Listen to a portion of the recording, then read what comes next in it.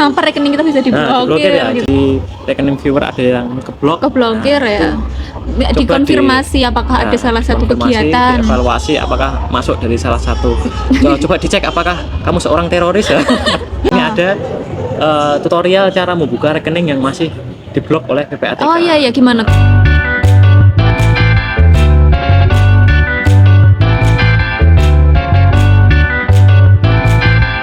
Halo, kembali lagi dengan saya Joe dan partner saya Sam.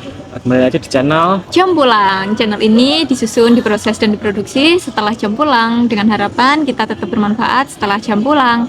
Kali ini kita mau ngomongin apa? Kita mau bahas yang lagi viral belakangan ini, yaitu kasus, bukan kasus ya, fenomena pemblokiran rekening oleh PPATK. PPATK. Oh iya sih lagi hits banget. Mungkin orang-orang bertanya kenapa rekeningnya pada diblokir.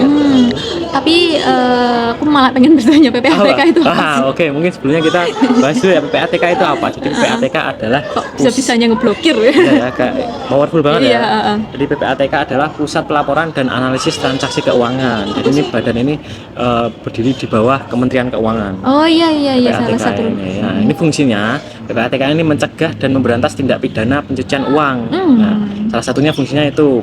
Fungsi lainnya juga untuk mengelola data dan informasi transaksi keuangan, melakukan analisis dan pemeriksaan transaksi yang mencurigakan. Nah, mungkin ini salah satu alasan diblokir tadi ya. Serta mengawasi kepatuhan pihak pelapor dalam melaporkan transaksi keuangan. Oh iya, aku tadi tuh hampir nanya gini ya Pak, kenapa rekening kita bisa diblokir ya. gitu. Jadi ini ada beberapa alasan resmi yang dikeluarkan oleh PPATK ya. Yang pertama, alasan kenapa rekening diblokir terkait transaksi mencurigakan. Nah, mencurigakan ini yang bagaimana?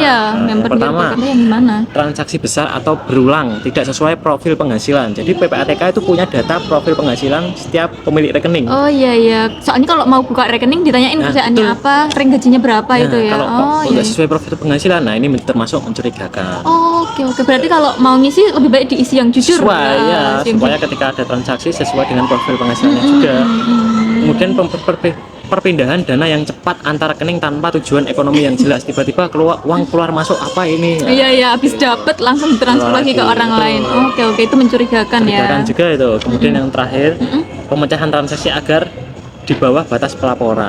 Oke, berarti kayak setting ya, pecah untuk mengakali batas tertentu. Kemudian selain transaksi mencurigakan ada lagi nih alasannya, sumber dana diduga ilegal. Ini jelas ya.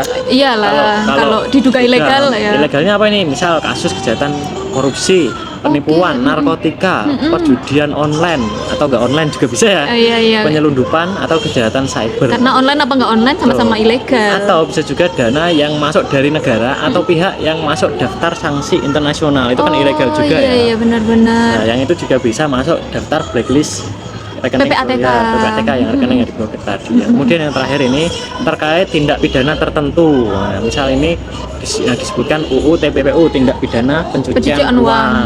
Ya, bisa lah kita baca-baca lah ya kalau mau tahu lebih detail ya. Nah, kemudian nama atau rekening masuk daftar khusus. Nah, ini daftar apa? Yaitu daftar yang terduga teroris atau daftar sanksi PBB. Itu juga masuk yang diawasi oleh PPATK. Kemudian yang terakhir, atas permintaan resmi dari penyidik atau penegak hukum, itu bisa PPATK memblokir. Jadi itu adalah alasan-alasan kenapa PPATK bisa memblokir rekening. Nah, mungkin salah satu dari rekening viewer ada yang keblokir ya.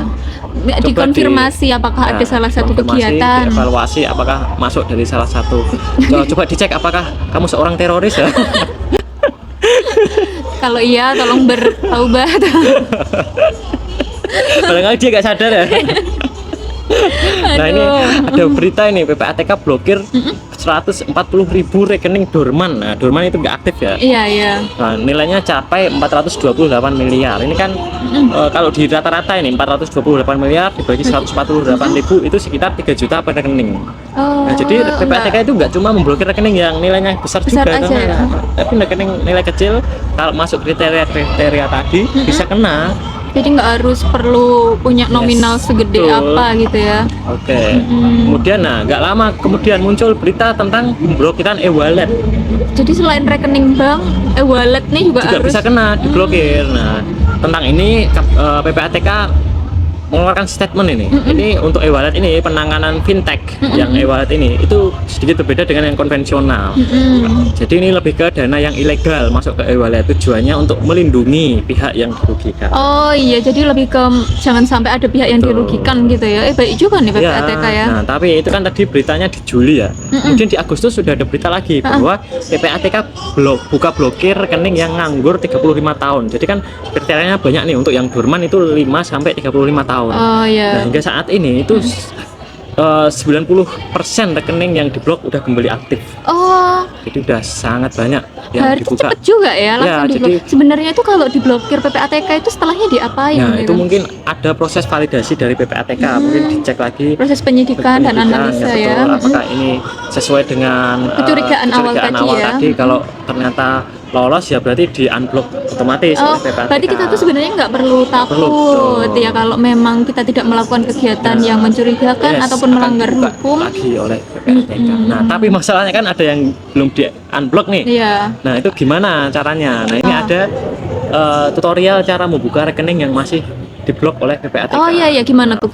Jadi kita mengajukan usulan unblocknya itu bukan ke PPATK tetapi ke bank.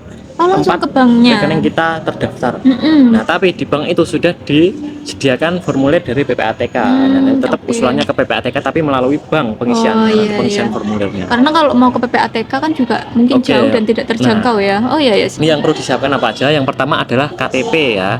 KTP, yang kedua buku tabungannya. Buku tabungannya. Yang kedua itu wajib. Mm-mm. Kemudian datanglah ke bank tempat rekening terdaftar, ke CS, dan bilang mau reaktivasi rekening. Oke, reaktivasi rekening. Ya, rekening yang diblok tadi. Nah, nanti CS-nya akan memberikan formulir dari PPATK yang harus diisi oleh yang rekeningnya terblokir tadi. Nah, itu adalah formulir upaya permohonan reaktivasi rekening. Namanya ini ya. Oke. Nah, setelah Diajukan? nanti kita tinggal menunggu konfirmasi lebih lanjut dari PPATK-nya. Oke, berarti sebenarnya cukup simpel ya. Simpel sekali. Cuma butuh 3 dokumen, KTP, buku rekening, sama formulir. Betul. Oh, Nah, jadi itulah cara untuk membuka rekening di bank tadi ya. Jika jadi- teman-teman masih ada yang rekeningnya keblokir, jangan takut, jangan khawatir, ikuti aja langkah tadi ya. Jadi itu rekening yang terblokir itu ternyata bisa di-unblocknya dengan 2 cara ya. Betul. Satu cara otomatis, yang satu cara cepat. Nah, Cara ya, cepatnya langsung datang ke bank. dengan mempersiapkan dokumen-dokumen yang dibutuhkan Betul. tadi. Jadi nggak usah risau, nggak usah khawatir, cukup lengkapi aja Tapi syarat-syaratnya. syarat-syarat Kalau memang nggak ada yang dicurigakan oleh PPATK, pasti akan ter-unblock dengan cepat. Yang penting ya itu ya kita pastikan bahwa kegiatan kita bukan hal-hal yang mencurigakan maupun hal-hal yang ilegal itu tadi. Pastikan dirinya bukan teroris dulu ya. Ataupun pelaku kriminalitas lainnya. Oke. Ini demikian konten kali ini. Terima kasih sudah melihat kami. Kami sudah mendengarkan sampai akhir ya. Oke, terima kasih sudah mendengarkan sampai akhir dan melihat video ini di waktu luang kalian di jam pulang. Semoga bermanfaat. Sampai jumpa di Jam pulang selanjutnya.